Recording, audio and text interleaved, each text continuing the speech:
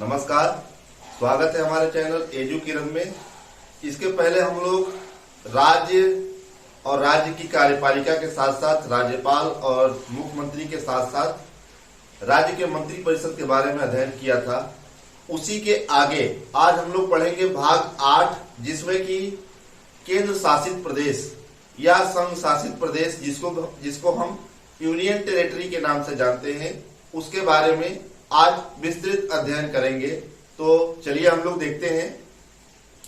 सबसे पहले देखिए, संघ शासित क्षेत्रों का जो वर्णन है वो भाग 8 में किया गया है, ठीक है। और अनुच्छेद 239 से लेकर 241 तक संघ शासित क्षेत्रों के बारे में ही वर्णन किया गया है, ठीक है। संघ शासित क्षेत्र क्या होते हैं? संघ शासित क्षेत्र जो है वो पूर्णतया एक तरीके से देखा जाए तो संघ अर्थात केंद्र सरकार के द्वारा संचालित किए जाते हैं और उसका प्रशासन जो है राष्ट्रपति के नाम पर चलाया जाता है, ठीक है।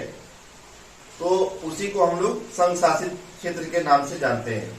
तो सबसे पहले हम लोग देखें कि केंद्र शासित प्रदेशों की वर्तमान में संख्या कितनी है।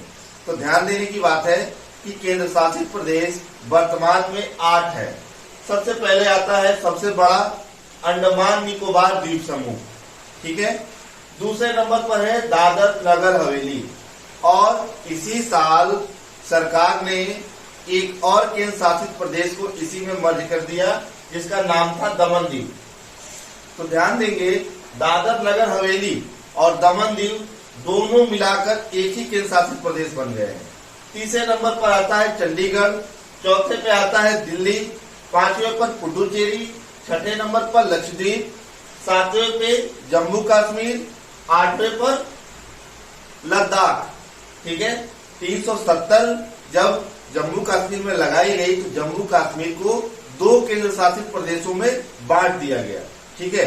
और वो 2 केंद्र शासित प्रदेश बने जम्मू कश्मीर और लद्दाख, ठीक है। तो इस प्रकार से हमारे कुल 8 केंद्र शासित प्रदेश है। तो सबसे पहले हम लोग देखते हैं इनके अनुच्छेदों के बारे में। तो ध्यान देंगे, अनुच्छेद 239 का 1 कहता है कि संघ शासित प्रदेशों का प्रशासन राष्ट्रपति द्वारा चलाया जाता है। इसके लिए राष्ट्रपति उस प्रदेश में एक प्रशासक या लेफ्टिनेंट गवर्नर की नियुक्ति करता है, ठीक है। हमने पहले ही बताया केंद्र शासित प्रदेश क्या होता है। यहाँ का प्रशासन राष्ट्रपति के द्वारा चलाया जाता है, अर्थात केंद्र सरकार के द्वारा चलाया जाता है। और राष्ट्रपति अपने प्रतिनिधि के रूप में उस राज्य में एक प्रशासक अर्थात लेफ्टिनेंट गवर्नर या कह सकते हैं उपराज्यपाल की नियुक्ति करता है, ठीक है। ये 239(1) में दिया गया है। 239(2) क्या कहता है? राष्ट्रपति चाहे तो किसी भी नजदीकी राज्य के राज्यपाल को प्रशासक बना सकता है। ये राष्ट्रपति के इच्छा अनुसार है। राष्ट्रपति चाहे तो एक पर्टिकुलर प्रशासक नियुक्त कर सकता है, और नहीं तो अगल बगल के किसी राज्य को वहां के प्रशासक के रूप में या उपराज्यपाल के रूप में उसकी नियुक्ति कर सकता है, ठीक है। 1991 में 1991 में 69वां संविधान संशोधन किया गया और उसी के तहत 2 अनुच्छेद और जोड़े गए, ठीक है। सबसे पहले जोड़ा गया अनुच्छेद 239(a).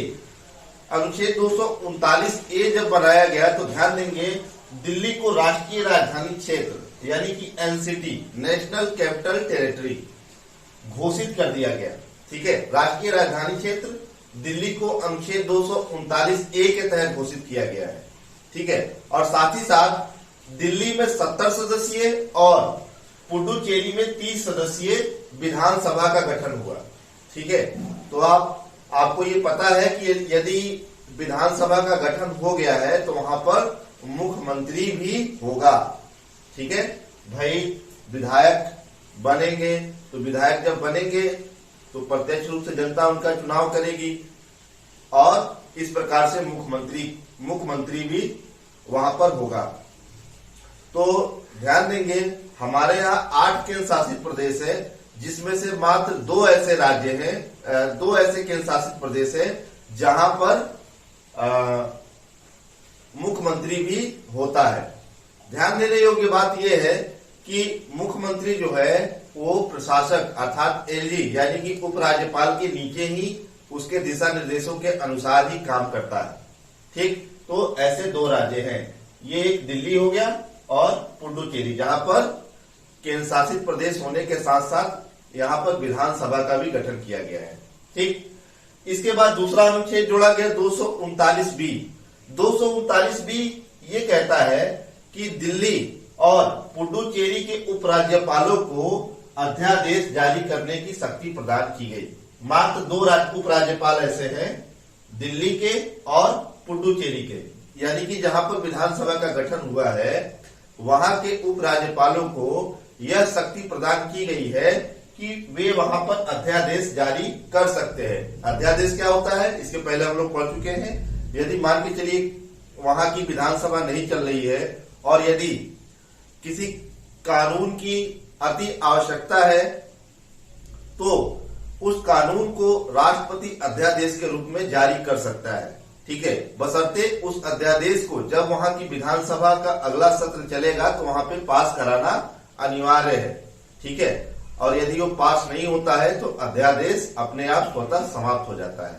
ठीक, तो इस प्रकार से 239B के तहत दिल्ली और पुडुचेरी के उपराज्यपालों को अध्यादेश जारी करने की शक्ति प्रदान की गई है। उसके बाद है अनुच्छेद 240। अनुच्छेद 240 कहता है कि राष्ट्रपति को संघ शासित क्षेत्रों के लिए कानून बनाने का अधिकार है।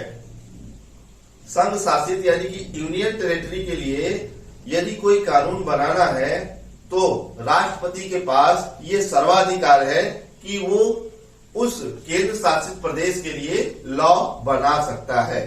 ठीक है, यह अनुच्छेद 240 में वर्णित है। इसके बाद है अनुच्छेद 241।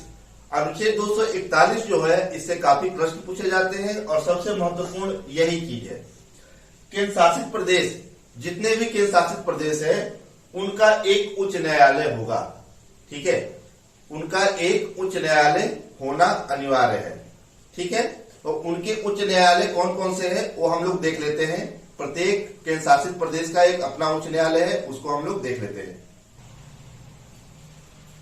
ये हमारे 8 केंद्र शासित प्रदेश हो गए और इधर वाले उसके क्षेत्राधिकार वाले उच्च न्यायालय हो गए। ठीक है, अनुच्छेद 241 क्या कहता है कि जितने भी केंद्र शासित प्रदेश है उनका अपना एक उच्च न्यायालय होगा।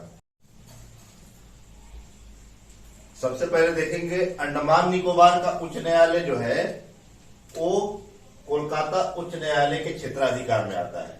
ठीक है, चंडीगढ़ जो केंद्र शासित प्रदेश है उसका उच्च न्यायालय जो है पंजाब हरियाणा उच्च न्यायालय के क्षेत्राधिकार के अंतर्गत आता है। तीसरे पर आता है दादर नगर हवेली और दमन दीव। ये इसी साल वर्ष 2022 में दमन दीव को दादर नगर हवेली के साथ केंद्र सरकार ने मर्ज कर दिया है और इसका क्षेत्राधिकार है बॉम्बे उच्च न्यायालय के पास। ठीक है, और दिल्ली का अपना एक सेपरेट उच्च न्यायालय है। ठीक है, लक्षद्वीप का जो है वो कोच्चि यानी कि केरल उच्च न्यायालय क्षेत्राधिकार के अंतर्गत आता है। पुडुचेरी का क्षेत्राधिकार जो है वो मद्रास उच्च न्यायालय से संबद्ध है और लद्दाख और जम्मू कश्मीर दोनों का हाई कोर्ट जम्मू कश्मीर उच्च न्यायालय है। तो इस प्रकार से हमारे 8 केंद्र शासित प्रदेश हो गए और उनके साथ संबद्ध उच्च न्यायालय है जिनके क्षेत्राधिकार इन केंद्र शासित प्रदेशों से है। इस प्रकार से संघ शासित क्षेत्रों का जो चैप्टर है वो समाप्त होता है। अगले वीडियो में हम लोग इसके आगे अध्ययन करेंगे। तब तक के लिए धन्यवाद। आपका दिन शुभ हो। नमस्कार।